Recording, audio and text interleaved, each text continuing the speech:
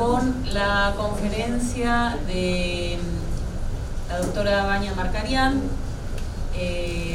Voy a presentarla para los que no la conocen, aunque no hace falta la presentación. Vania es doctora en Historia Latinoamericana, hizo un máster también, los dos títulos en la Universidad de Columbia, dio clases en la Universidad de Columbia y en la NYU en Nueva York. Su tesis se publicó primero en inglés en Routledge en Nueva York y en el 2005, y luego se publicó en el 2006 en español con el título Idos y recién llegados, la izquierda uruguaya en el exilio y las redes transnacionales de derechos humanos, 1967-1984. Vania tiene una gran experiencia, por supuesto, como investigadora en los archivos, pero también en la gestión de archivos en la Universidad de la República. Así que su trabajo de hoy, que nos invita a escuchar, es algo así como un camino intermedio entre su trabajo como historiadora, pero también con alguna reflexión sobre los archivos personales y algunos problemas de los que se mencionaban en las mesas en estos días sobre lo público y lo privado, el derecho a la intimidad de un archivo y el derecho al reclamado de lo público. Las dos figuras, el trabajo de Vania de hoy está en torno a dos figuras del socialismo uruguayo que terminaron enfrentadas. Me refiero a Aldo Solari y a Vivian Trías, y cómo estas dos figuras se van entrelazando en el contexto de su época y se ven quizás prisioneros en contexto. Bueno, los dejo con Vania, que es un gusto recibirla acá en el contexto de estas jornadas, y le agradezco que haya venido y que haya tenido este trabajo, la generosidad de brindarnos este trabajo y de compartirlo con nosotros. Gracias. Bueno, gracias Karina, gracias a la organización de este congreso. Primero por invitarnos a ser coorganizadores, a estar en el diseño de esto, y además por invitarme a mí a hablar de mi trabajo.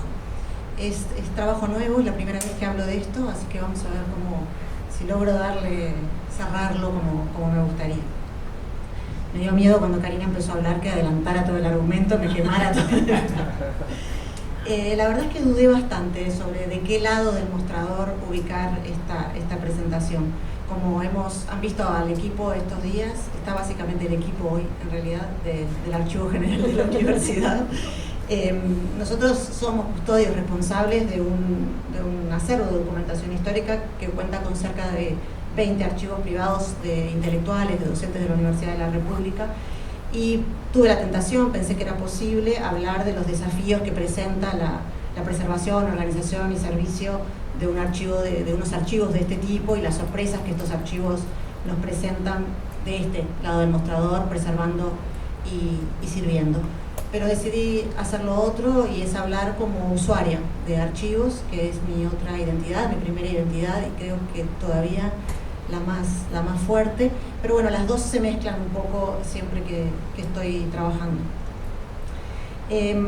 Para empezar, me parece claro en una jornada de este tipo decir que para los que hacemos historia intelectual, los archivos personales son claves, ¿no? Porque nos permiten reconstruir las trayectorias de los intelectuales en sus diferentes facetas. Esto es un lugar común. Me parece igual que está bueno establecer algunas prevenciones de orden sobre los usos de estos tipos de archivos desde ese lado del mostrador. Primero, claramente esta idea de la ilusión biográfica es reforzada por los archivos personales, y muchas veces terminan cerrando nuestra mirada a la multiplicidad de piezas y perspectivas que hacen posible o no hacen posible reconstruir una vida, una reconstrucción que es siempre parcial y fragmentaria. Por eso me parece que cualquier mirada de documentación personal tiene que tener en cuenta, se ha hablado en estas jornadas todo el tiempo de estos temas, primero las tensiones entre público y privado, que muchas veces se terminan borrando cuando un archivo es puesto a disposición del público. Los archivos personales, también sabemos todos los acá presentes, son actos autobiográficos, ¿no? de los productores, pero no solo de los productores, sino también de los herederos, de los allegados y de otras personas que muchas veces, y esta mesa anterior dio cuenta de eso, se proyectan en esos documentos y en las trayectorias de sus antepasados o de las personas cuyos papeles o documentos en general custodian, y terminan negociando a su manera las implicancias que sobre el derecho a la intimidad tendrá esa apuesta a la posteridad, que es la puesta en servicio de un archivo. Ahora, la pregunta que yo me quiero hacer en esta presentación, ¿se ve? Sí. Ese es un poco el esquema de lo que voy a decir, es qué pasa cuando hacemos historia de los intelectuales en ausencia de sus archivos personales, cuando no los tenemos, ¿no? Esto nos pone de frente a los investigadores con mucha más intensidad ante esto del ineludible carácter parcial y fragmentario de toda reconstrucción biográfica. Teniendo esos temas en mente, esas prevenciones de orden sobre cómo hacemos historia con archivos personales o sin ellos, me gustaría repasar las historias de dos intelectuales uruguayos desde los rastros documentales que a más de 50 años de las pasiones, de los conflictos, los intereses que los determinaron, que les dieron origen, se van abriendo hoy en archivos lejanos a nuestro continente, al continente donde estos intelectuales desplegaron sus vidas, y nos develan una compleja trama de personas y de organizaciones que permite explicar mejor, me parece, muchas veces que los archivos personales, los márgenes de decisión personal que esos intelectuales tuvieron en el contexto de la Guerra Fría, que es donde desplegaron su vida, su trayectoria y su obra. Los archivos de los que voy a hablar revelan datos que fueron secretos para los contemporáneos de estos intelectuales y que seguramente no hubieran aparecido en sus archivos personales si los tuviéramos. Y esto es solamente un interrogante. No estamos entonces ante el acto autobiográfico de un archivo personal, sino ante el rastro de una trayectoria pública que tuvo visos de secreto y ocultamiento y hoy se abre en un contexto completamente diferente al de su producción. Y voy a entrar en tema. Las historias que quiero contar, que son las de Aldo Solari y Vivian Trías, me parecen paradigmáticas de esos procesos. Primero quiero presentarlos a los dos haciendo un ejercicio que me permita resumir a grandes rasgos el lugar que se les otorgaba en la historia intelectual uruguaya y también latinoamericana hasta este momento.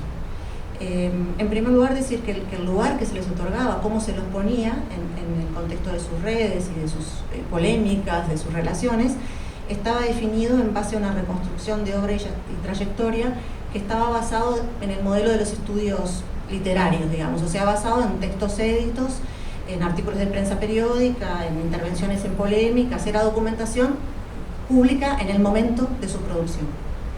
En base a esos conjuntos documentales, este ejercicio que quiero hacer es ver cómo tres estudios, análisis muy diferentes de la historia intelectual uruguaya con estribaciones latinoamericanas ubicaban a estos dos personajes. Los tres textos que voy a tomar para este ejercicio son la antología del ensayo uruguayo contemporáneo de Carlos Real de Azúa del año 64, el libro de José Rila, La actualidad del pasado, de 2008, y el libro de Jimena Espeche, La paradoja uruguaya, de 2016. Los tres libros ponen a estos personajes como integrantes de la generación que se propuso pensar, entre comillas porque es lenguaje nativo, digamos, los problemas nacionales y la inserción latinoamericana del Uruguay desde el reconocimiento de la crisis de un modelo de país.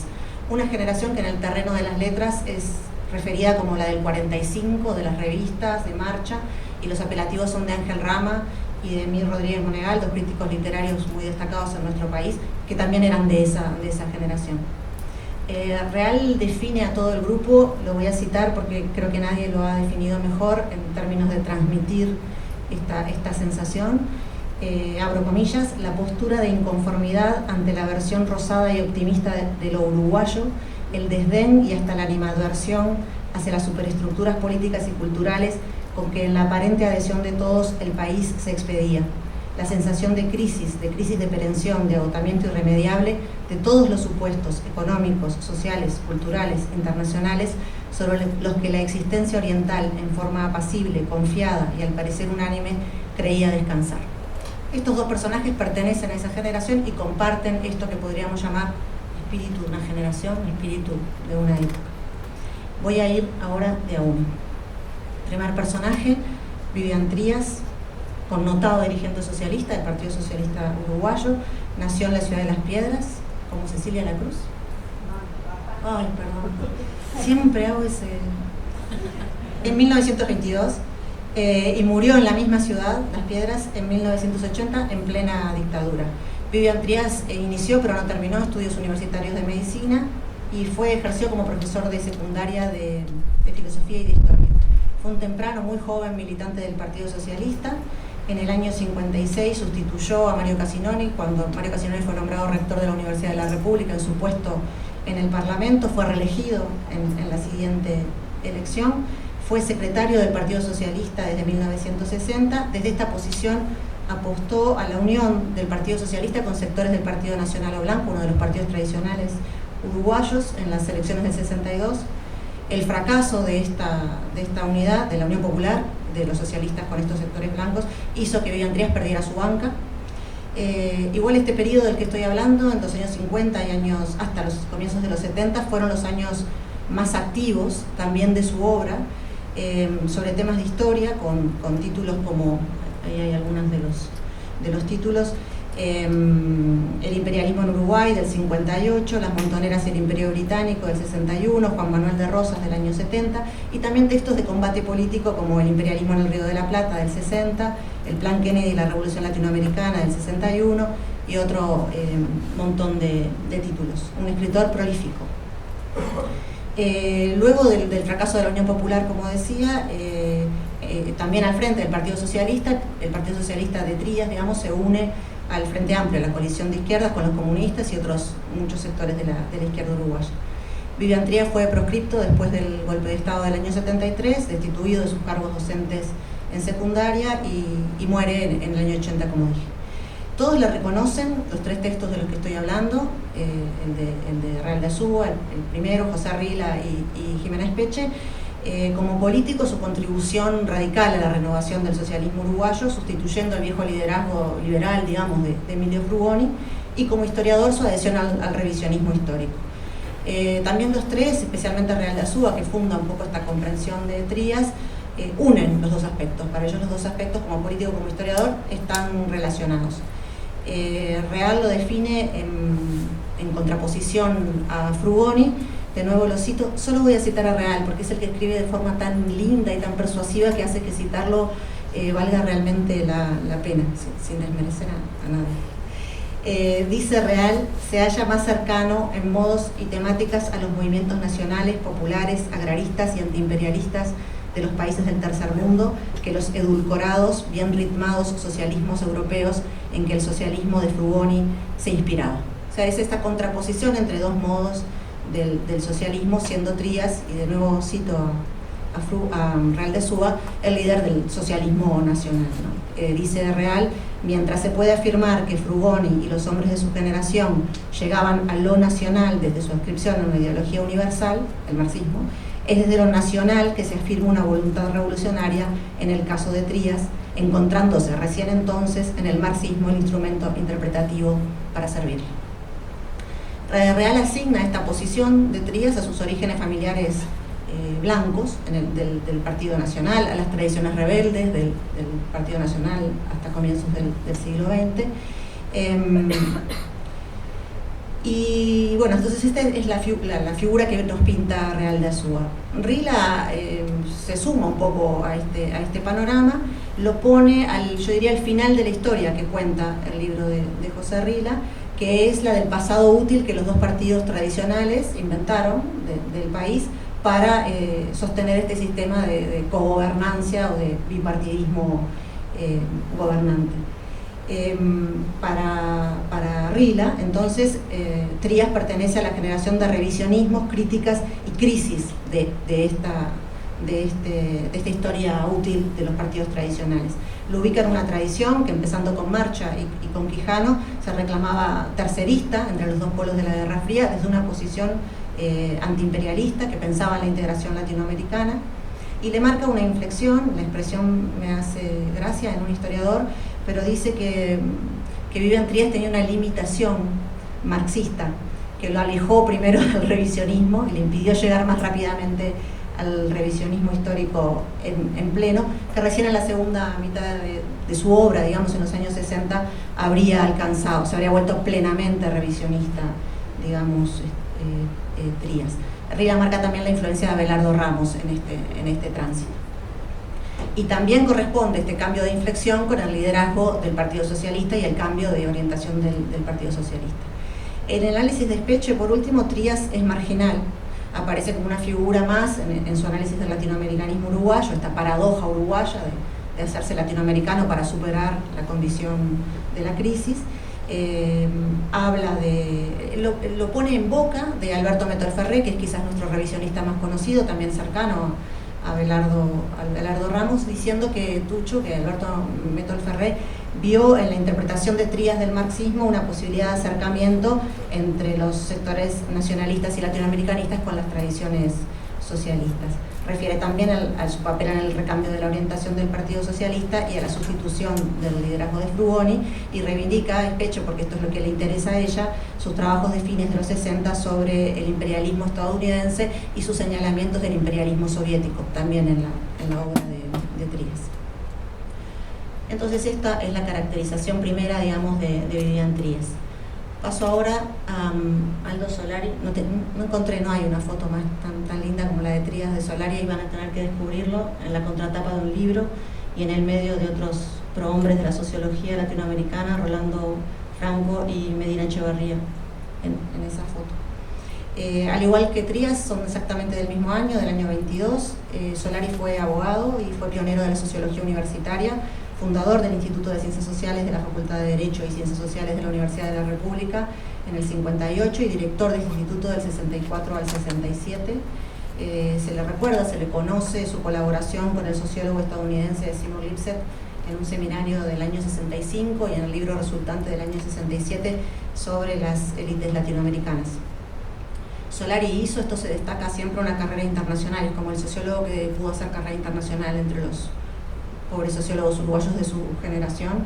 En el año 67 se fue al ILPES, al Instituto Latinoamericano y del Caribe de Planificación Económica y Social, dependiente de CEPAL, trabajó en Flaxo y en otros organismos latinoamericanos de las ciencias sociales en Santiago de Chile.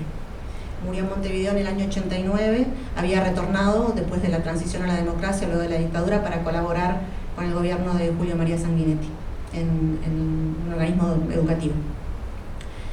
Vuelvo a hacer el ejercicio Real Rila Espeche con respecto a Solari, y voy a poner algunas de las tapas de sus libros. Real primero tiene que justificar por qué va a incluir a Solari en una antología del ensayo uruguayo, reconociéndole a Solari su intención de fundar una sociología científica.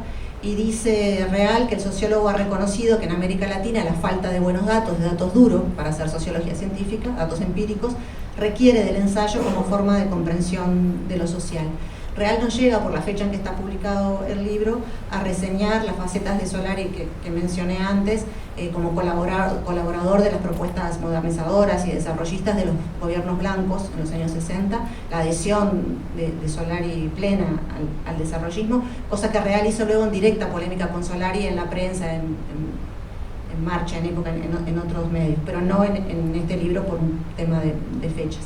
Tampoco marca Real en su presentación de Solari sus orígenes como colorado y masón.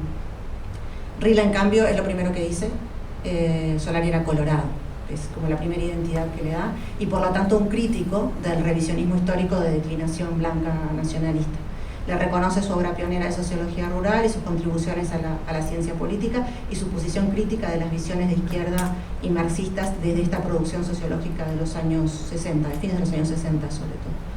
Señala fuertemente la marca del desarrollismo, las ideas de planeamiento y su participación en los órganos de diagnóstico y propuestas creados por los gobiernos blancos a los que hacía referencia. No menciona su carrera internacional, en este caso no es como un aspecto que destaque. En el trabajo de Speche, Solari tiene más prominencia que la que tenía Trías.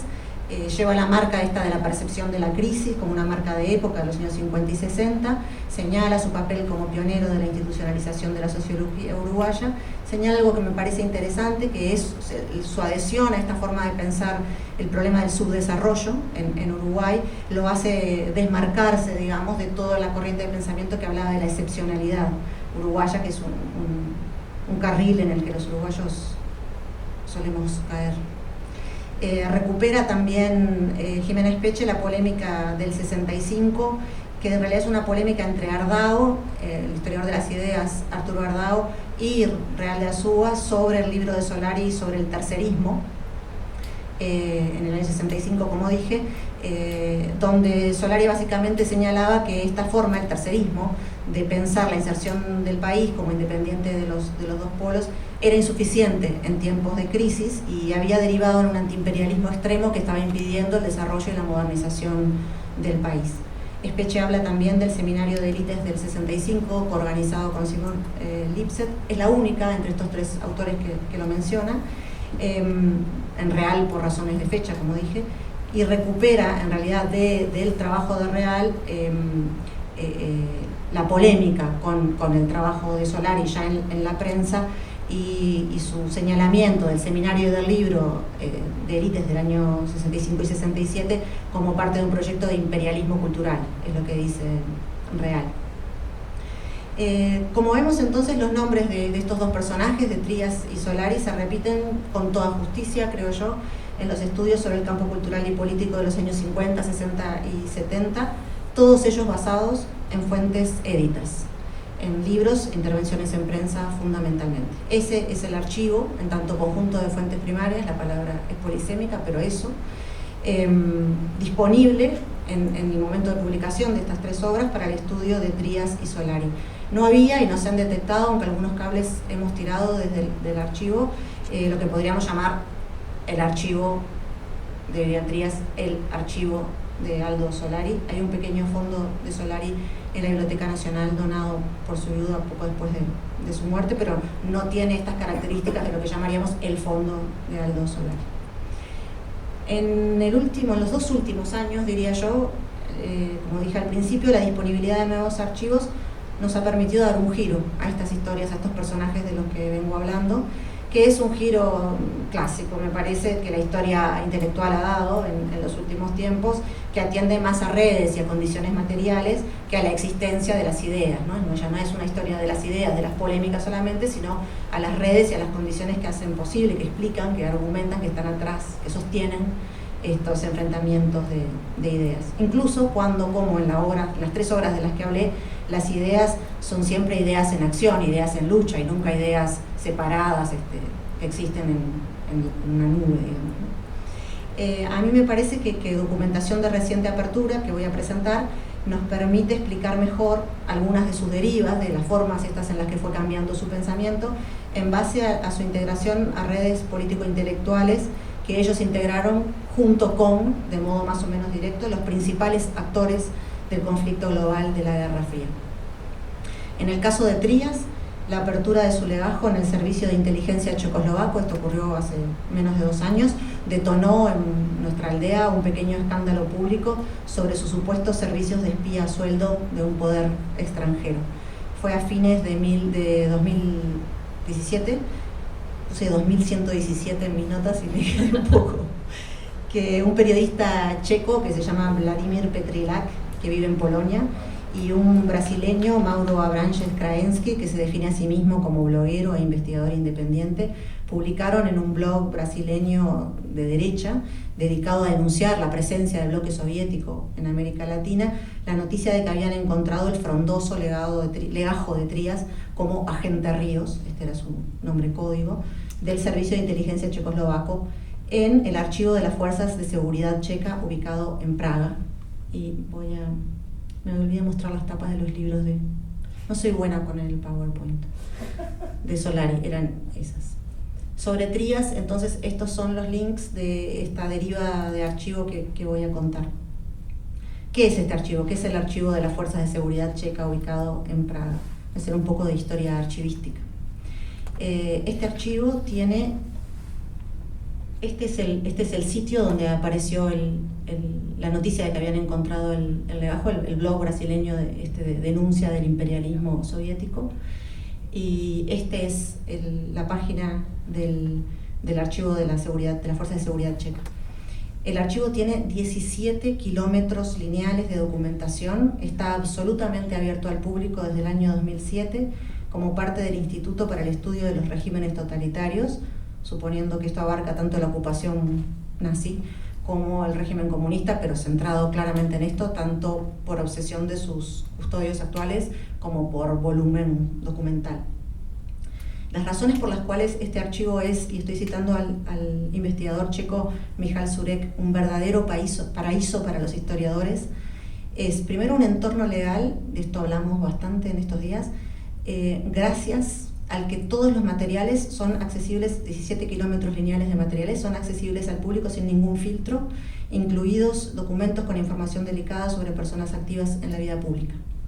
Muchos documentos aparentemente fueron destruidos en el año 89, pero todo lo que no pudo ser destruido en ese momento está ahí abierto al público. La documentación, y esta es otra de las razones, pensando en estos temas por las cuales el archivo se vuelve importante, gran parte de la documentación está digitalizada y además está el sitio web que tiene instrucciones en inglés, o sea, no está en checo solamente. Permite varios tipos de búsqueda, se pueden ensayar y funcionan por tema, por apellido. Las entradas al acervo están bien definidas y son muy fáciles. Además, hay personal disponible para búsquedas, hacen copias en DVD o en pendrive de la documentación, y los usuarios que se registren pueden incluso descargar algunos documentos desde sus domicilios, digamos. Además, estas condiciones materiales, digamos, que hacen que el archivo se vuelva importante. El archivo tiene una importancia extraordinaria por lo que es en sí mismo. Tiene 750 fondos y colecciones. Mirado desde nosotros, desde Uruguay, desde América Latina, destacan los documentos relacionados con la actividad exterior del Servicio de Inteligencia checoslovaco en el fondo que se llama Gestión del Ministerio del Interior. Y si bien el Servicio de Inteligencia checoslovaco fue un servicio de inteligencia menor, si lo comparamos con los otros de la Guerra Fría, como la KGB o la CIA, fue muy activo, a veces más que la KGB, en los años 50 sobre todo y el 60 en varios países de América Latina. Y además la dificultad de acceso a los archivos rusos, pero también a los archivos de la CIA, resaltan la importancia de estos archivos para saber los planes y las operaciones de los otros servicios de inteligencia. Este es el archivo de un poder que perdió. Está abierto al público y está puesto a disposición porque no hay nadie que tenga el poder de redactar, de eliminar información, como pueden hacer hoy los rusos y como puede hacer también la CIA, que nos dan lo que a ellos les parece que se puede ir dando. Ahora dieron 40.000 documentos más y así. La residentura, que es la base del servicio secreto checoslovaco en Montevideo, fue creada en el año 61 y se convirtió en las más activas de las bases checoslovacas en América Latina. Esto lo sabemos gracias al archivo, es un dato nuevo.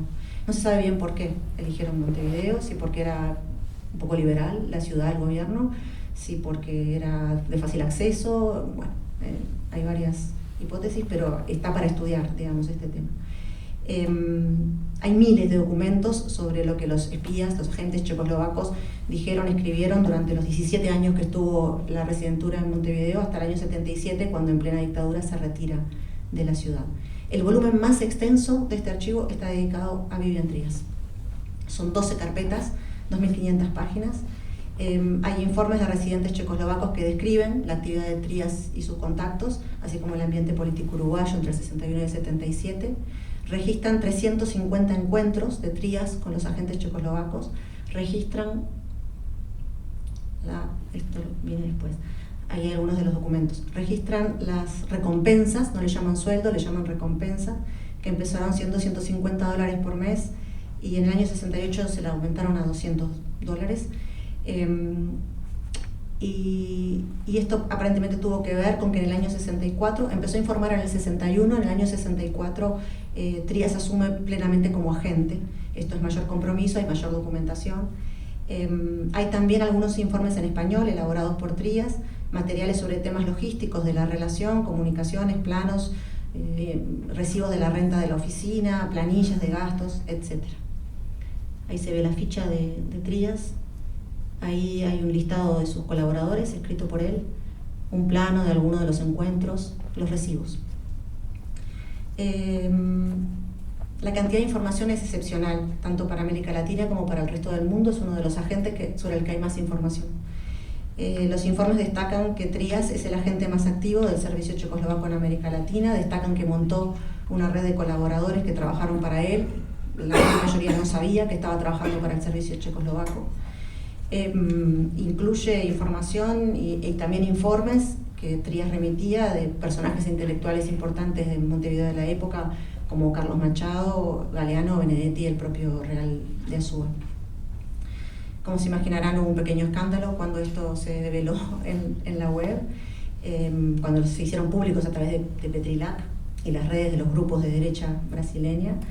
El escándalo, el blog mismo buscaba denunciar a Trias por venderse a los servicios de un país socialista, y buscaban también forzar a que el Partido Socialista actual, que se reclama heredero del socialismo nacional de Trias, se expresara al respecto, cosa que lograron. El Partido Socialista reconoció primero con una prueba caligráfica la veracidad de los documentos y después reivindicó el papel de Trias como transformador del partido, y por ahí quedamos. La pregunta que yo me quiero hacer un poco más en profundidad es qué pasó entre los estudiosos, los investigadores de los años 60, 50, 60, 70 en Uruguay con esta revelación. Un grupo que integro, el Grupo de Estudios Interdisciplinarios del Pasado Reciente, radicado en la Universidad de la República, hicimos el esfuerzo de poner en línea, y esta es la página, los documentos que están en español de este legajo de Trias, digamos, son 128, con una introducción de mi colega Aldo Marchesi y del propio investigador checo Surek. Un primer análisis de esos documentos permite algunas discusiones sobre la importancia de este archivo, me parece a mí, para ubicar a Trias en el mapa político e intelectual de la época. Marchesi y Surek, en diversas intervenciones en prensa, enfatizaron que los intereses y posiciones de ambas partes, de los checoslovacos y de Vivian Trias, convergían. Entre estos intereses convergentes estarían la denuncia del imperialismo de Estados Unidos y la defensa de Cuba. Los informes iniciales de Trias son todos sobre la influencia norteamericana en la definición de la política exterior uruguaya y en las transformaciones de las Fuerzas Armadas uruguayas. Y esto coincide con su obra de la etapa inmediatamente anterior, o sea, de las cosas que le venían importando a Trias. Otro tema en el que hay convergencia es una cierta obsesión por el tema militar y por descubrir a cuánto militar progresista pudieran encontrar en Uruguay y en América Latina. El potencial nacionalista de los militares era algo que los obsesionaba también a los dos. Entonces el régimen de Velasco Alvarado, por ejemplo, es un foco de atención. Trias viaja en este momento para informar, producir informes sobre esto, pagado por los checoslovacos. Y esta preocupación sigue incluso después en los años 70 con respecto al gobierno de Videla. Hay informes intentando ver el nacionalismo acá en Argentina del régimen de Videla. Después hay estos como los temas en los que los intereses parecen tener coincidencias, y después señalan también Marchesi y Surek qué interés podían tener los checoslovacos en esta relación. Ellos dicen Trias les permitía una red de difusión de materiales producidos por ellos en la prensa de izquierda, fundamentalmente en Época, que era el diario en el que estaba Trias, un diario que nucleaba a la izquierda radical no comunista. Tenían también en Trias, por supuesto, el acceso a una fuente de información confiable sobre la interna de la izquierda uruguaya y latinoamericana. Parecería que los servicios de inteligencia del campo socialista se habían dividido el trabajo, digamos, y que los checos se ocupaban de las izquierdas no comunistas en América Latina. No aparece ningún comunista en esta base, y en Argentina, por ejemplo, se vinculaban con la izquierda peronista, o sea que la KGB con unos, digamos, y los checos con otros. Para Trias, ¿qué ventajas podría haber tenido la relación? Primero, la posibilidad de financiar, recibió plata. Un partido menor que a partir del giro también en relación a la figura de Frugoni había roto los lazos con la socialdemocracia europea y por lo tanto estaba huérfano de apoyos financieros. Permitió también financiar a la prensa de izquierda y pagó por todos los libros de Trias publicados en el periodo en que Trias trabajó para los checoslovacos. Sabemos, publicar un libro es caro, si alguien lo paga es conveniente. Los informes dan a entender que los checoslovacos le tenían tal confianza a Trias que nunca intervinieron en los contenidos de lo que Trias publicaba. No le decían lo que tenía que decir, confiaban en que esta coincidencia de intereses y de temas iba a ser conveniente. Destacan también que Trías tiene un interés ideológico en la relación, que a Trías no gasta en mujeres, no bebe, no tiene vicios ocultos, que su interés es ideológico, que gasta el dinero en libros, que cuando compran un cigarro o alguna botella de whisky es para regalárselo a alguien para que colabore en la información. Esto es importante porque siempre los servicios de inteligencia se preocupan por detectar los puntos débiles de sus contactos, y Trías parece no haberlos tenido para los checos. Marquesi y Surek dicen todo esto que acabo de decir, pero dicen muy poco sobre esta relación con el bloque socialista pensada desde el antisovietismo, el nacionalismo y latinoamericanismo de Trías como representante de la izquierda nacional en el Uruguay de los años 60.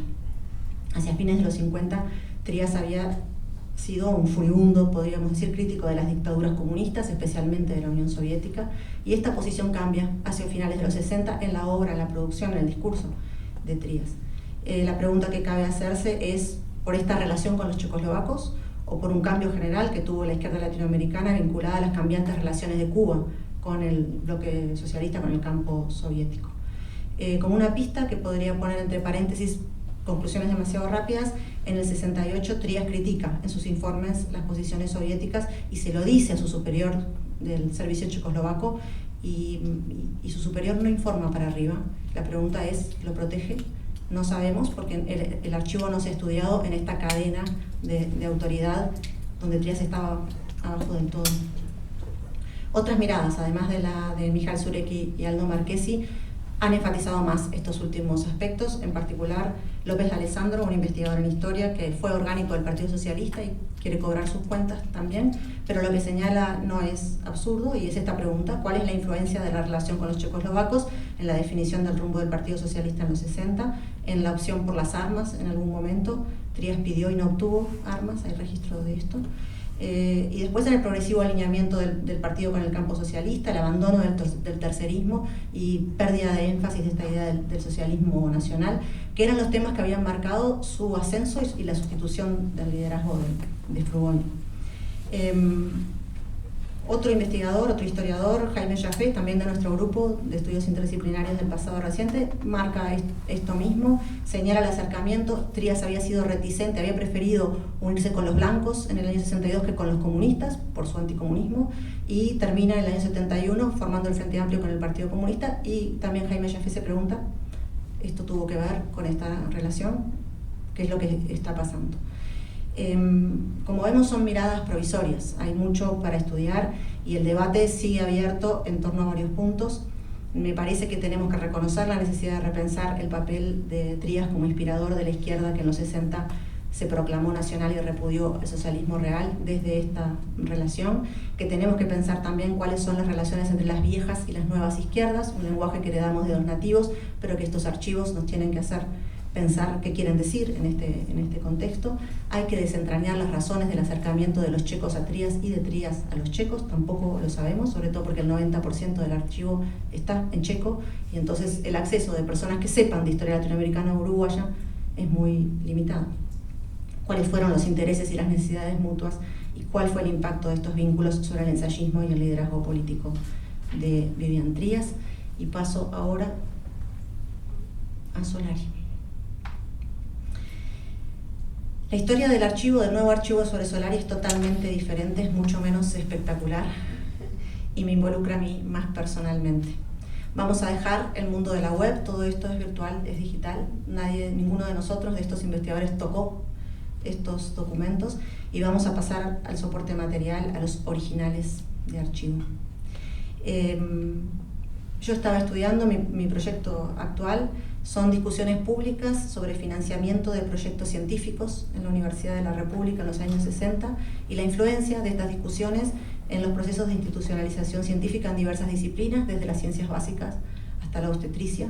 Y el seminario de élites, entonces, organizado por Seymour Lipset y Aldo Solari en el 65, se me presentaba como un caso ideal. El seminario de élites fue financiado, esto se supo en su momento, por el Congreso por la Libertad de la Cultura. Esta es suerte, a mí me gusta decir organización de fachada de la CIA, pero capaz que no. Karina ahí me corrige después. Pero bueno, este seminario se insertó en medio del proceso de institucionalización de las ciencias sociales en la Universidad de la República, comenzado por el propio Solari, como dije, a fines de los años 50, con la fundación del instituto, y con un recambio generacional importante a fines de los 60, cuando Solari se va del país en el año 67 a trabajar para estos organismos internacionales de las ciencias sociales. Mi primer acercamiento al archivo del Congreso por la Libertad de la Cultura fue a través de Karina Llanelo, por eso me da mucho gusto que hoy me haya presentado. Ella me dio generosamente una porción de lo que ella había visto por su propio trabajo sobre el Congreso por la Libertad de la Cultura en Chicago, en esta increíble y brutalista biblioteca que se llama Regenstein Library de la Universidad de Chicago. Y estos bien prolijitos, estas muy prolijas reproducciones son los documentos que me pasó Karina, van a ver el contraste con las mías ahora después. Esto me hace pensar, y es un tema que está bueno para este congreso también, en eso que dice Lila Caimari, cómo han empezado a circular fragmentos de archivos, 20, 30 documentos en un pendrive, en un DVD, en la nube, y alguien generosamente, y en este caso certificando la procedencia, porque eran de ella las fotos, me las pasa, pero en otras circunstancias 20, 30 fotos de documentos que no sabemos bien cuál es su contexto, qué más hay en el archivo. Las palabras de Karina cuando me lo dio fue hay mucho más.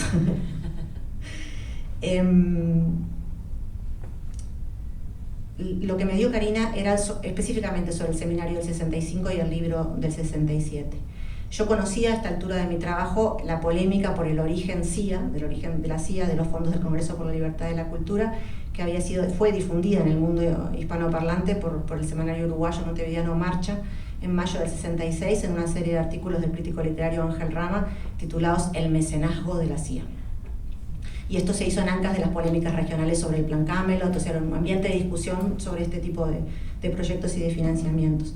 En el proceso que yo venía estudiando, esta denuncia de fondos CIA del Congreso coincidió con el final de la polémica a la que hice referencia, que Jiménez Peche hacía referencia, entre el historiador de las ideas Arturo Ardao, también desde Marcha, y este personaje más difícil de clasificar, Real de Azúa, que he venido citando desde Época, el diario de la izquierda independiente, donde estaba Trías, si recuerdan, sobre el libro de Solari sobre el tercerismo. Cuando esta polémica, que lleva 6 meses más o menos, va desde comienzos de diciembre del año 65 hasta abril, mayo del 66, está terminando entre estos dos personajes sobre el libro de Solari. Solari no habla. Sale Rama y dice: el seminario que organizó Solari el año pasado fue financiado por la CIA, básicamente.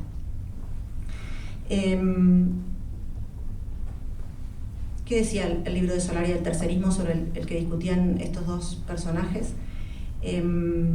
Para Solari, la deriva del tercerismo, del viejo tercerismo de Marcha, de Quijano, de la FEU, hacia una posición antiimperialista, pero sobre todo de apoyo a Cuba, significaba un abandono de la posición supuestamente independiente. Señalaba el fracaso del tercerismo y junto a él de los intelectuales por haber perdido esta independencia y estar ahora embanderados con la revolución cubana, adherir a un nuevo antiimperialismo que estaba apartando a las élites intelectuales de cualquier intento de modernización y desarrollo, de programa desarrollista, incluyendo en esto el papel de las ciencias sociales, de las nuevas ciencias sociales, en un proyecto modernizador y desarrollista como garantes del diseño de planes y su buena aplicación. Las posiciones de Ardao y de Real son muy difíciles de resumir y no vienen del todo al caso. Debatieron sobre el estatuto científico de las ciencias sociales, sobre el papel del ensayismo en la producción del conocimiento de lo social, y hicieron un repaso extremadamente doloroso mutuamente de sus trayectorias personales, acusándose de todo lo que pudieron acusarse en relación al libro del tercero que estaba callado, que era Aldo Solari. Mi pregunta a esta altura, con los documentos de Karina y con lo que venía leyendo, era cómo se articulaban estas dos discusiones, la de la financiación del Congreso por la Libertad de la Cultura por parte de la CIA y la del libro de Solari. ¿Cuál era su punto de contacto más allá de la figura de Solari que estaba en el medio de las dos? ¿Por qué Solari, el adalid de la sociología científica en Uruguay, había quedado en el medio de estas dos polémicas? ¿Y por qué se había mantenido callado durante tanto tiempo? Todo el tiempo de la polémica no habla, no interviene. Recién intervino, desde Marcha, cuando el artículo de Rama, cuando Rama dice hay fondos CIA involucrados en este asunto. Fui al archivo del Congreso por la Libertad de la Cultura esperando encontrar las claves para estas preguntas. Acá soy yo con la nuca de los otros investigadores. Ahí está el sitio. Y acá está la guía a la que se puede acceder en el sitio web. No tengo una historia archivística de este fondo, como intentar reconstruir para el otro. Está preservado entre las colecciones especiales, como se suele llamar a la sección de archivos en las bibliotecas en Estados Unidos. Juntan ahí colecciones de todo tipo, de personas, de organizaciones, en la biblioteca de la Universidad de Chicago, como dije. Hice la pregunta, mandé preguntar cuál es la historia archivística, cómo les llegó a ustedes el archivo, cuál es la cadena de custodia de este fondo. Esas preguntas que de los dos lados del mostrador tienen relevancia, no me contestaron. Aparentemente se transfirió en los años 70 cuando cerró la Asociación por la Libertad de la Cultura, que sustituyó al Congreso en un intento de limpiar esto de la CIA metida en el medio de la actividad cultural de esta organización.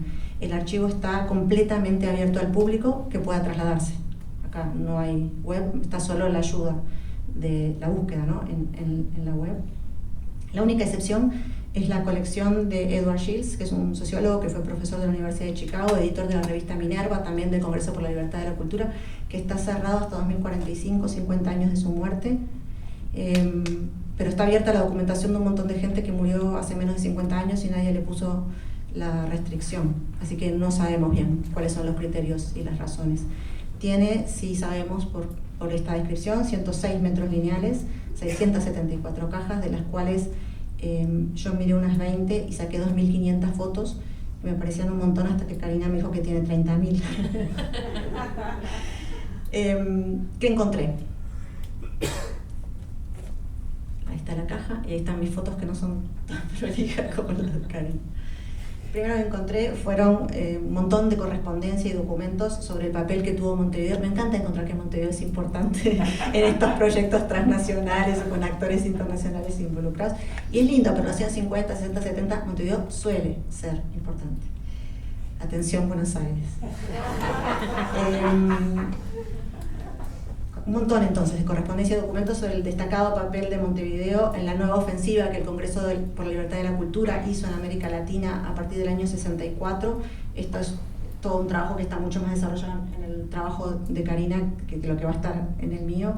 La figura de Mercier Vega, clave en estos intentos de cambiar la vieja orientación anticomunista, pensando precisamente en la influencia de Cuba entre los intelectuales. El viejo anticomunista con esta novedad, digamos, revolucionaria, no está teniendo efecto. El liderazgo de Julián Gorkin no está siendo efectivo para atraer a estos intelectuales encandilados por la experiencia revolucionaria cubana. Se introduce este personaje interesantísimo, genial, para la novela negra que es Mercier Vega. Encontré viejas disputas relacionadas con la Guerra Civil Española, con el PUM, con el Frente Durruti, un montón de cosas que no vienen a colación, pero que sostienen las redes del anticomunismo de izquierda, que es algo que tanto los que estudiamos a las izquierdas como los que estudian a las derechas les cuesta reconocer. Un anticomunismo de izquierda con sus propias razones, sus propias disputas, que en este caso vienen de la Guerra Civil Española. Bueno, entonces Montevideo se vuelve una base para esta nueva ofensiva hacia los sectores procubanos de la intelectualidad latinoamericana. La organización está dirigida a los sectores de la izquierda no comunista y está liderada, como dije, por personas de la izquierda anticomunista. Son todos personas que son de izquierda las que integran el Congreso. Esto no es una organización dirigida desde Washington para influir. Son las personas que la integran, son parte de los movimientos de izquierda de América Latina y de Europa y de Estados Unidos también. Encontré también que la promoción de la sociología moderna a la Lipset y a la Germani era una obsesión del Congreso por la Libertad de la Cultura en esta nueva ofensiva. Encontré cientos de cartas de Solari que dan cuenta de una densa relación con el Congreso por la Libertad de la Cultura, que ni empieza ni termina con el seminario del 65 y el libro del 67. Correspondencia de Solari con todos los representantes del Congreso en América Latina, documentos que prueban los pagos que recibió por hacer diferentes tareas, giras a países latinoamericanos, artículos en prensa, artículos en revista, contactos con otros sociólogos, con otros intelectuales. Y entre esos documentos, que son estos, la prueba de que el libro del tercerismo fue escrito por encargo, pagado y publicado por el Congreso por la Libertad de la Cultura, un dato completamente desconocido en estas historias que ubicaban a Solari y a las polémicas sobre el tercerismo que son fundantes de las ciencias sociales uruguayas. Se lo encargó Mercedes Vega en nombre del Congreso por la Libertad de la Cultura. Solari lo escribió y lo publicó pagado en la editorial de Benito Milla, también financiada por el Congreso por la Libertad de la Cultura en Montevideo. Me parece que la documentación muestra, y acá me acerco a lo que dije sobre Trías, una relación, no sé si de mutua conveniencia o de coincidencia de intereses entre las dos partes. Para Solari, la tradición tercerista, ahora procubana, en su furibundo antiimperialismo, estaba impidiendo el desarrollo de las ciencias sociales modernas y esto lo obsesionaba a él. Entonces el libro del tercerismo tiene esa función, destruir a esta tradición de pensamiento, renegar él mismo de una tradición a la que había, digamos, pertenecido y explicar que nos estaba impidiendo ser modernos y desarrollarnos. Central para mi tema esto, la polémica sobre el tercerismo como eje fundacional de las ciencias sociales uruguayas había tenido el Congreso por la Libertad de la Cultura como protagonista esencial y no conocido en el momento, financiando el libro de Solari en una relación que antecedía lo más conocido, que fue el seminario del 65 y el libro del 67. Esto no se supo en su momento y se mantuvo en secreto. Voy a hacer un resumen de este largo repaso por dos trayectorias y dos archivos. Vemos entonces a dos intelectuales actuando de modo más o menos encubierto en redes directamente relacionadas con los poderes dominantes de la Guerra Fría en los años 60.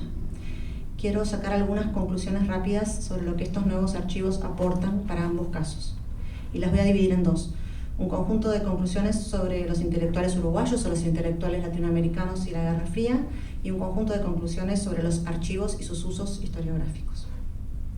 Sobre los intelectuales uruguayos o latinoamericanos y la Guerra Fría en América Latina.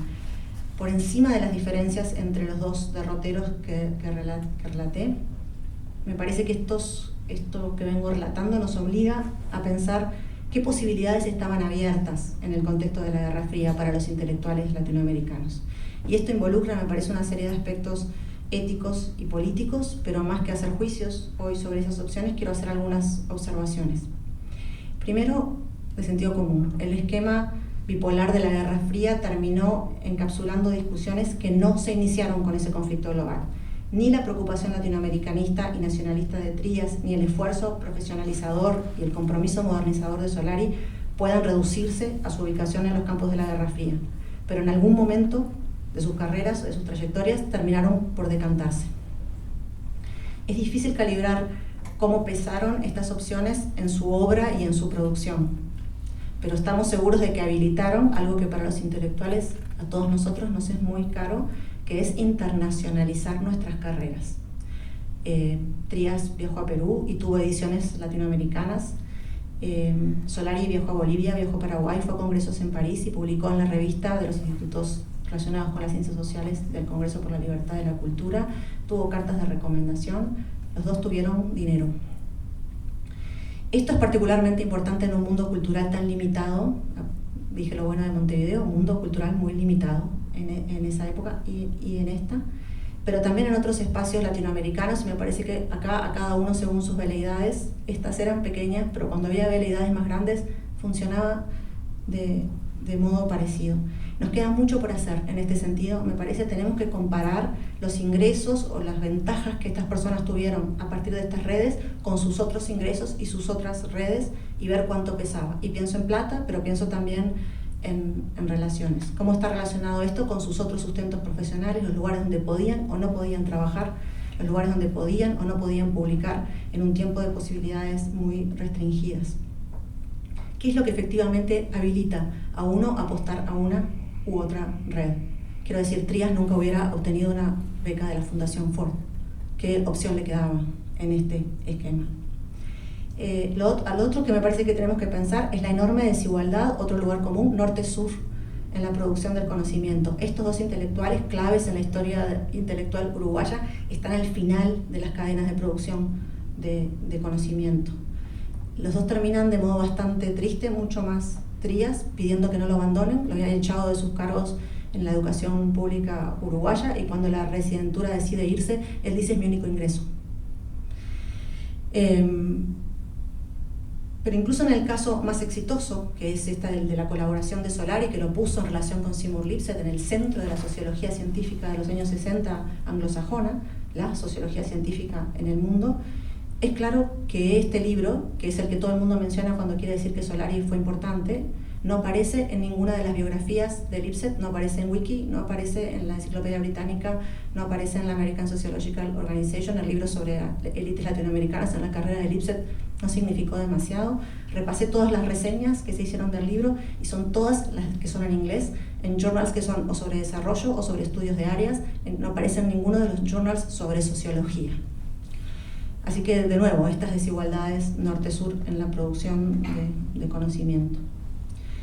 Otro tema que me parece importante es el de la ubicación ideológica de estos dos personajes y de los intelectuales latinoamericanos a partir de su inserción en estas redes. Claramente el centro acá es la decadencia del tercerismo como una posibilidad, y esto de que hay que decantarse para uno o para otro lado. En Solari el libro del tercerismo tiene claramente esa dimensión, esa intención. Leído desde este dato suena a un testamento. Pero también en Trías el abandono del antisovietismo y el giro leninista del partido tienen que vincularse con estas opciones, con estas decisiones. En el medio de todo esto está Cuba, como vengo diciendo. Cuba catalizó muchos de estos conflictos, forzó a los terceristas a tomar partido, y contrariamente a lo que la vieja división entre vieja y nueva izquierda que heredamos de las personas de estas generaciones sugiere, Cuba suavizó el anticomunismo de izquierda. Les permitió encontrarse en un lugar común que antes no tenían. Tenemos que pensar de nuevo esto. De igual modo, la opción de Cuba por el campo comunista alejó a algunos terceristas y los acercó, los hizo decantarse por los proyectos desarrollistas, modernizadores que venían de Estados Unidos. El tema, por supuesto, da para mucho más. Terminando sobre los archivos y sus usos historiográficos. A 50 años, como dije, se están abriendo archivos nuevos que permiten nuevas miradas sobre viejos temas y también nuevas preguntas. Acá hay un tema, me parece importante, que es la relación que se da en los archivos personales, pero que también se da en estos archivos, entre el derecho a la intimidad y los rastros secretos de trayectorias públicas. Otro tema que me parece importante es el impacto de las nuevas tecnologías en nuestras formas de hacer archivo. Es la fundación del trabajo historiográfico, Hacer Archivo. Y acá los datos que dije me parece que muestran el impacto de esto: la puesta en línea de todo el archivo de la inteligencia checoslovaca, el acceso rápido que tuvimos al legajo de Trías apenas lo denunciaron, la difusión en las redes sociales de la derecha brasileña, el impacto de esto en la discusión pública y obligarnos a nosotros a repensar la figura de Trías. El otro tema, también lo referí, es la circulación fragmentaria de archivos, estas como las carpetas que generosamente me pasó Karina. Claramente, si yo me hubiera quedado en esto, podría haber dicho cosas interesantes sobre el seminario y sobre el libro, pero si no hubiera ido al archivo y hubiera repuesto el lugar de estas páginas en un archivo integral, no hubiera podido desentrañar estas que eran mis preguntas, ¿no? Un archivo que es integral, en este caso, que conserva su orden de procedencia y su organización serial. La pregunta es: ¿nunca va a estar en la web todo lo que nos interesa? Me parece que estamos teniendo las nuevas ansiedades del archivo total. Nos parece que en un día la web nos lo va a dar todo. Yo creo que tenemos, incluso con estas condiciones de acceso nuevas, que volver a pensar al archivo como el mapa de un territorio. Siempre el archivo es un mapa del territorio del pasado, así como nuestras preguntas son siempre un mapa del territorio del archivo. Creo que tenemos que volver a plantear los tiempos que lleva el ejercicio de la imaginación de los historiadores para ejercer preguntas y proponer caminos. Esto no se sustituye por ninguna nueva tecnología. Nuestras prácticas intelectuales, lo siento, lamento decirlo, siguen pareciéndose a las de los historiadores de hace unas cuantas generaciones, sino a los primeros historiadores positivistas. Y por eso quiero terminar esta charla con esta imagen, esa imagen, del fichero de los historiadores Juan Antonio O'Donnell y Blanca París, que conservamos en el Archivo General de la Universidad de la República, porque con sus cajoncitos se parece mucho a las carpetas de nuestros escritorios en nuestras computadoras, dando fe de una vieja tecnología de la investigación, que las nuevas tecnologías no han cambiado demasiado. Muchas gracias.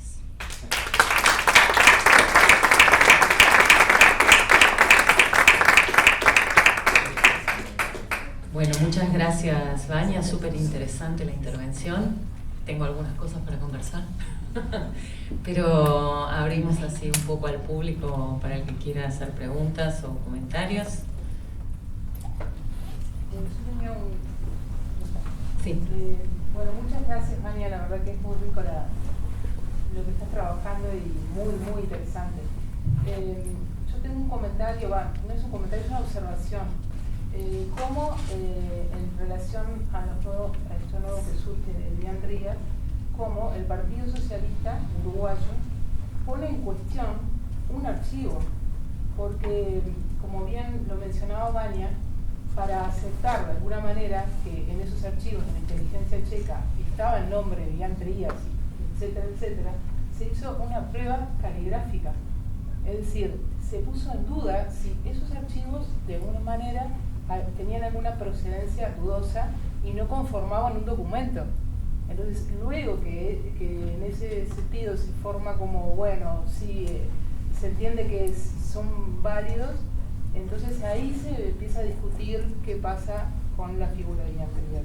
Y eso me pareció como muy interesante en lo que pasó, como brevemente, ¿no? En toda la propuesta que hizo Vania es mucho más, tiene como mucho más sentidos, pero ese asuntito que parece ahí menor, a mí me llamó la atención en el momento que yo lo había escuchado y ahora cuando lo presentás, Vania, también, ¿no? Como poner eso en duda, el material de un archivo, para luego tomarlo en serio, si se quiere, ¿no?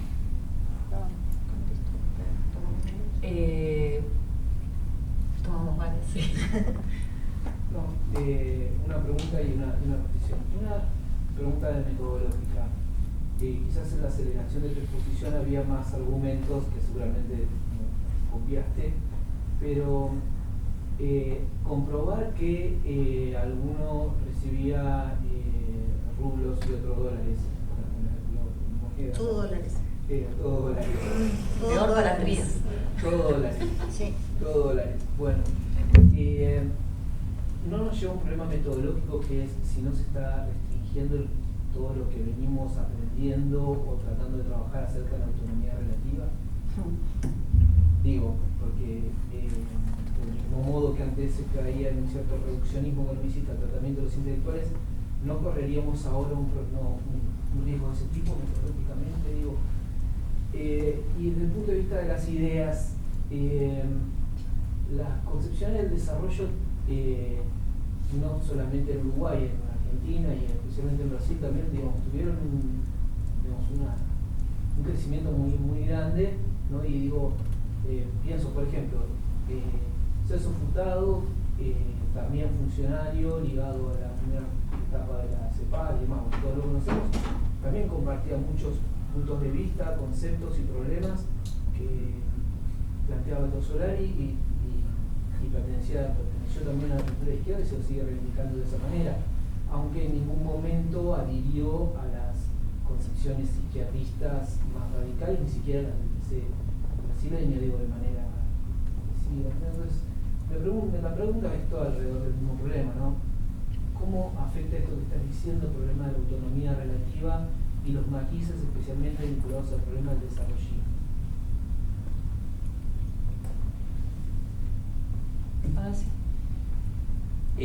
Bueno, buenísimo, muy estimulante. Todo lo que planteas excede a los dos personajes que tomaste y abrís un montón de preguntas que, bueno, seguiremos discutiendo mañana y en congresos sucesivos. Mi pregunta va para el siguiente lado. En el esfuerzo de establecer un poco estas vidas paralelas, ¿no está un poco tensionado este tercerismo de Solari que después abandonaría? ¿No fue siempre, digamos, un masón liberal modernizador? ¿No? O sea, la intervención que hacen Aldo y Surek acerca de en qué medida, digamos, estos pagos tuercen las orientaciones o en todo caso sostienen y refuerzan orientaciones que ya se traían, ¿no? En el caso de Solari parecería desprenderse que refuerzan una orientación que viene y se despliega.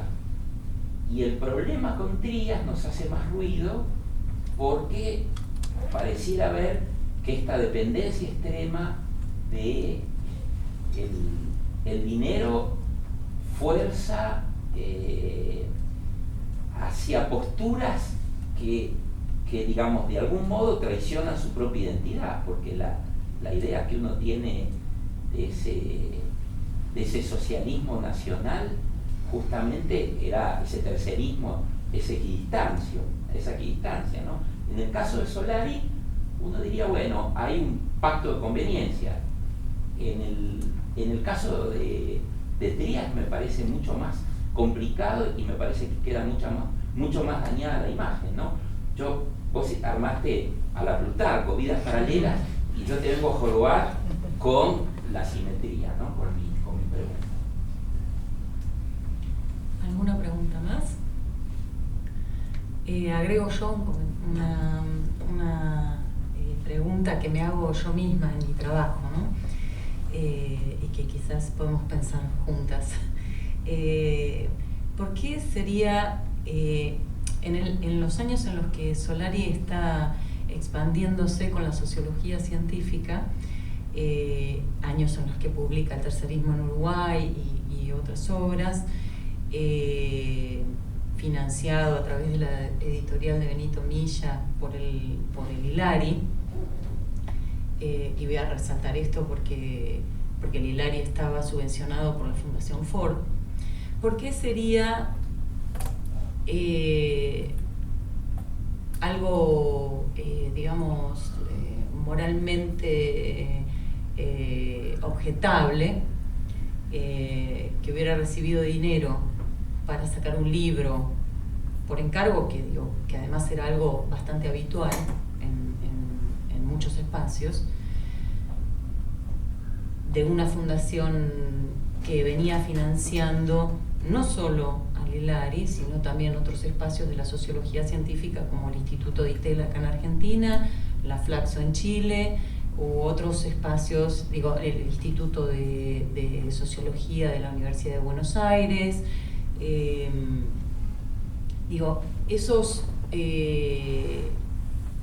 Todas las redes de publicaciones que financian la Fundación Ford son todas espurias, todas tienen esa mancha de están financiadas por, o ¿cómo relativizamos o matizamos la producción de Solari en el contexto de estas redes, cuando estas redes parece que exceden, y con mucho, los espacios del Congreso por la Libertad de la Cultura como espacio de intervención imperialista estadounidense en la cultura latinoamericana, ¿no? Pensar, para mí es un problema todo el tiempo eso también, porque pareciera que esto se expande mucho más. Entonces, dejo esa inquietud también. Creo que Rizel Rizo en la exposición, para mí no es moral, nunca quise decir que era moralmente. No, planteado desde las fuentes de época, desde Rama y desde los debates de ese momento. No. Por eso dije, es algo para... Yo intenté, por eso me parece que lo de las vidas paralelas tiene un sentido. Mi trabajo es más sobre la figura de Solari en relación al tema de la institucionalización de la sociología que sobre lo de Trías. Cuando apareció el mini escándalo Trías, me pareció que ponerlos juntos mostraba esto de cuáles eran las opciones que estaban abiertas para estos intelectuales, qué podían hacer en un proceso en el que ellos querían cosas diferentes, pero internacionalizar su carrera, la influencia de su pensamiento y de su obra, y generar espacios donde estas ideas y redes tuvieran repercusión, por motivos más políticos, por motivos más académicos, si se quiere. Y eso es lo que me parece que hace interesante el paralelismo, mostrar, bueno, no había tantas posibilidades. Si esto era lo que querías hacer, Ángel Rama termina en Washington. O sea que moralmente objetable, que miramos la trayectoria real de Azúa, termina como Tinker Fellow 2-3 años después en la Universidad de Columbia. O sea, las opciones se abren y se cierran según el momento. Todos nosotros en algún momento hemos aceptado, me parece sí que en el contexto polarizado, moralmente tan paranoico, obsesivo y denunciante de la época, estas opciones se mantuvieron en secreto por alguna razón, digamos, no eran si hubieran sentido orgullo de hacer esto, como bueno, yo trabajo para los checos, bueno, yo recibo plata del comercio con la libertad de la cultura, esto se hubiera difundido. Hay una razón para el secreto, eso es lo que me parece que hay, y creo que la razón es el clima de la época. No sé si contesto, te digo que es que el lugar por el que me parece que está bien pensarlo, me parece que está bien lo que vos decís, estas son redes donde partes de instituciones tienen financiación de un lado y de otro, algunas se sustentan sobre becas de la FOR, la FOR a veces canaliza fondos que vienen de otro lugar, o sea, el rastreo del dinero sería un ejercicio interesante. Yo no vi la documentación de lo que el Congreso de Estados Unidos, porque ahí es donde surge la denuncia, no sé si viste eso. Sí. Ese rastreo me parece que podría dar alguna pista más sobre cómo circulaba el dinero exactamente. Yo creo que el Congreso por la Libertad de la Cultura en particular tuvo una influencia, así decir, positiva, enorme en el desarrollo de áreas culturales que van desde la música moderna y que capaz que no existirían si estos recursos no hubieran ido hacia esos lugares. O sea que ahí suspendo mi juicio. Sí me parece que en el caso de Solari, es ahí donde yo capaz que trazo la línea. Solari acusaba a sus colegas, a sus compañeros, de haber vendido sus ideas a Cuba, ¿no?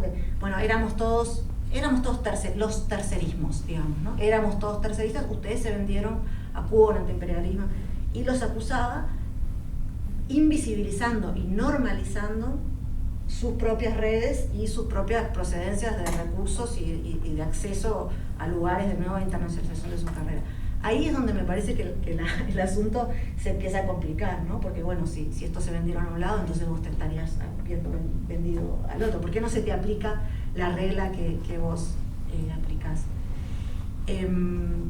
Sobre voy así para arriba, sobre la pregunta de Horacio, yo creo que el tercerismo es un desprendimiento de Solari de esa tradición. Estoy de acuerdo contigo en que él tiene, por eso decía, el conflicto decanta posiciones que no se pueden adjudicar a la Guerra Fría, y además es muy distinto 47-58 que 59-73, digamos, completamente diferente lo que la Guerra Fría hace en estos sectores. Esto es la segunda Guerra Fría, post-Cuba, digamos, ¿no? Me parece que sí, que el libro del tercerismo de Solari es un testamento a posiciones que él tuvo.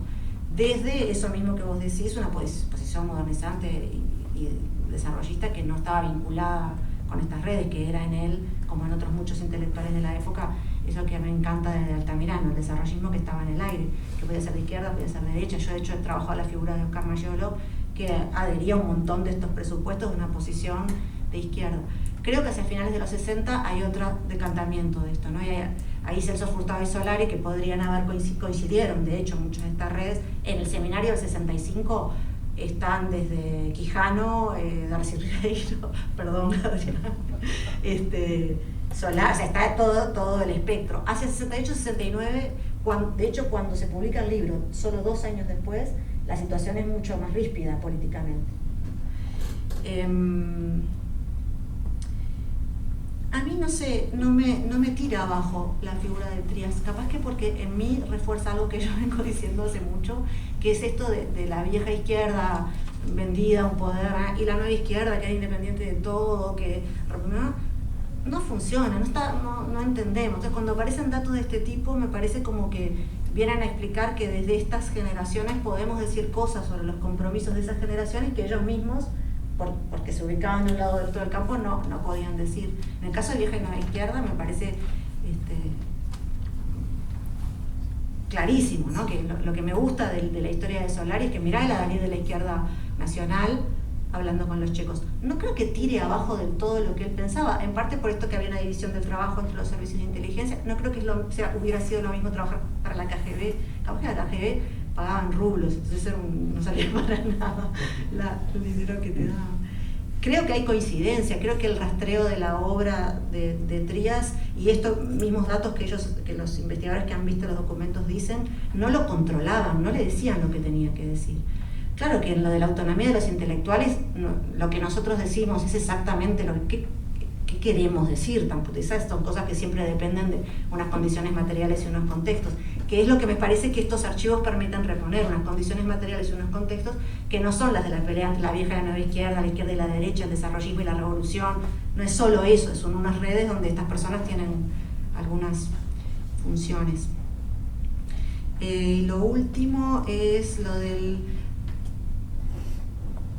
¿Por qué deberíamos creerle a un blog de la derecha brasileña que está dedicado a denunciar el imperialismo soviético? Que su misión existe en la web porque lo que quieren es denunciar el imperialismo soviético en América Latina, y dicen, estos dos personajes además pensaron que Trías era brasileño, y como su obsesión era el comunismo brasileño, sacan a Trías, y cuando empiezan a leer, pensaron porque vivían Trías, les sonó, no sé, son dos personajes, búsquenlos. Como presidente de Brasil. Perdón, pero el Partido Socialista, me imagino que antes chequeó que eso estaba en el sitio de... Cuando salta el escándalo, que es El Observador y un programa de televisión levantan esto, el Partido Socialista dice, bueno, nosotros no vimos el archivo, nosotros no sabemos si esto es verdad, que como prevención, digamos, bueno, después hacen la prueba caligráfica, reconocen que los documentos son de Trías y ahí se quedan sin palabras. Y la verdad que se entiende, ¿no? Porque esto es el líder del Partido Socialista, no han tenido otro. Pero Aldo también se queda sin palabras. Aldo no tuvo, o sea, Aldo también cambió su posición en la prensa desde el inicio del, o sea, no solo el Partido Socialista, los historiadores que se implicaron en esto también cambiaron su posición. Yo no sé, yo intenté reconstruir, ahora leí como todas las posiciones para esto, porque lo que tenía era memoria. No sé si cambiaron, creo que les interesa a Aldo y a Zurek decir unas cosas y, por ejemplo, a López de Alessandro y a Jaffe decir otras. A mí me parece que hay preguntas legítimas y me parece que nos falta saber un montón, porque lo que no sabemos qué pasaba con la información que Trías daba. Y algo que nadie dijo, que Trías nunca estuvo preso. Es increíble. Nunca estuvo preso. Nunca estuvo preso y nadie lo puso arriba de la mesa. Es increíble, estuvo preso montones de militantes socialistas, exclusivamente por ser socialistas y no haber hecho otra cosa, y vivían Trías nunca, porque era el gordo Trías. En el archivo no hay nada que diga que los checos lo defendieron de los servicios represivos uruguayos, que es lo que vos estás sugiriendo. Podría ser, desde lo que estamos mirando, me parece que... No lo sugiero, me llama la atención que nadie se hubiera planteado, porque con Arismendi, el otro, cuando se va a Moscú fue... Bueno, porque Arismendi, el Partido Comunista Uruguayo es prosoviético, vendido al oro ruso, lo cambiaron por turbina, lo cambiaron por carne. Eso es la vieja izquierda, es despreciable. Es así. Es así, por eso digo. En cambio, la nueva izquierda era independiente, nueva, renovada, pelo largo. Pero yo vengo intentando destruir esa imagen desde mi libro sobre la cultura del 68, que me parece que desde un lugar muy diferente pone en duda esto de las dos izquierdas. Me parece que esto refuerza eso, ¿no? Como decimos los historiadores, es más complejo. Y Cuba, esto me parece que sí está bueno y que da para trabajarlo más. Contra la idea de que Cuba divide porque están los de las armas y los que están en contra de las armas, Cuba les da un lugar de encuentro como no habían tenido nunca, creo. Ya en la ola. Sí, sí, claro. Pero les permite un lugar de encuentro, de diálogo a estas tradiciones nacionalistas, independientes, marxistas, prosoviéticas, todas, anticomunistas, que antes no tenían. Me parece que eso sí, ahí hay como algo que hay para explorar, porque va en contra de nuevo, el discurso nativo, de la tradición transmitida, ¿no? Creo que está.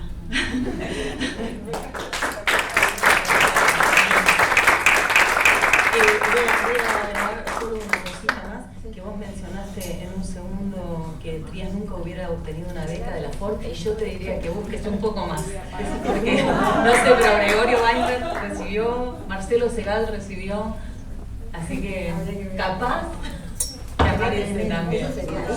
Ahí estoy con Horacio. Tremendo.